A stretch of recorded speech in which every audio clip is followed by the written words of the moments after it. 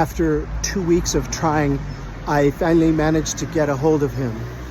This was someone that I had known in Iran for a long time. I'm not going to say who he was. And wow, did he have a story to tell me. Yes, he had been in the demonstrations in early January. And yes, he was injured, but thankfully he was alive. This is Borzu Dergahi.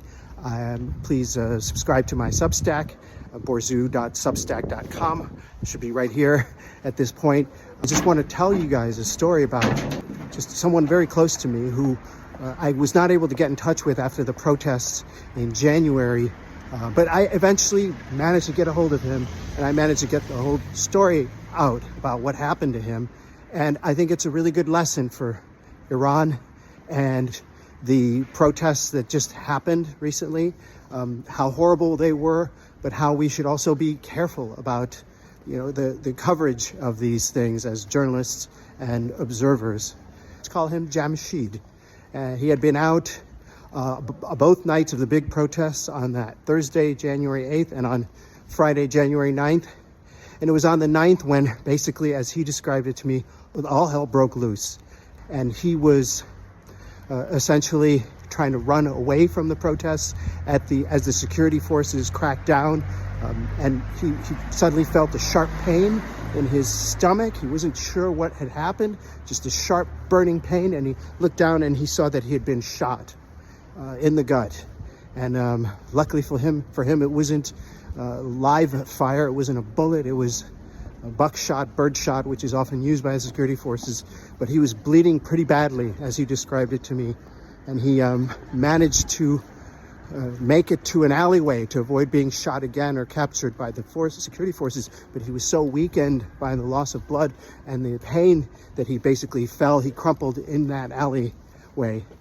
And then he just, as he described, he kind of lost track of time until some people in the neighborhood came and they saw that he was bleeding and took him to he doesn't exactly remember how he got there, took him to a private hospital.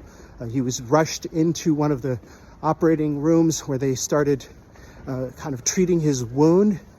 And he kind of came to, and that's when he heard the security forces entering the hospital, going door to door, asking if there were any protesters, any people who were part of the riots, as they described it, being treated at the hospital. And lucky for him, the nurses lied for him. They said that he was just there for just a stomach problem. It had nothing to do with the protests, that he had even been there before the protests. I was worried sick for 2 weeks just trying to get a hold of him. The internet was out and I wasn't able to reach him. I finally managed to reach him, get word to him that he should get in touch with me, and he left me a couple of long messages, including a very long voice note. I eventually got the story. I tell this story to sort of underline how Iran kind of works. It's a very, very hard place to get information. It takes a while and it's slow, but it's also a place where you can get information, including casualty numbers and accounts from people.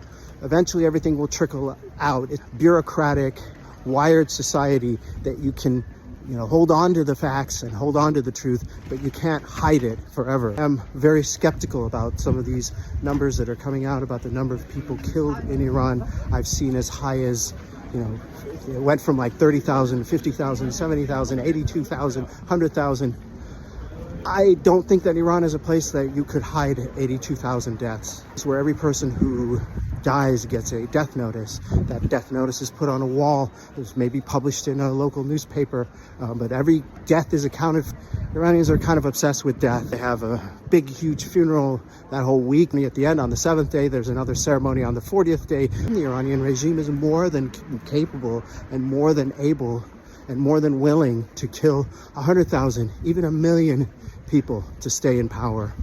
But I think that until there is evidence, and there will be evidence, it's irresponsible to sort of speculate as to numbers or quote some nurse in a hospital saying that there's 30,000 dead. There are systems in Iran that will allow for a more systematic accounting. And just like I eventually found out exactly what happened to Jamshid, we will find out eventually exactly how many people died in Iran in the protests. I also worry that the people who are pushing the very high numbers are pursuing an agenda. If you're going to say it, you're going to have to prove it. And if you're just saying it, I'm suspect of your motives. And I think that you're not good for Iran and you're not good for America. Again, this is Borzu Deragahi. I write for a Substack called borzu.substack.com. It's called Badlands. Please subscribe, comment, like, or don't like, insult me, whatever you like. Thanks.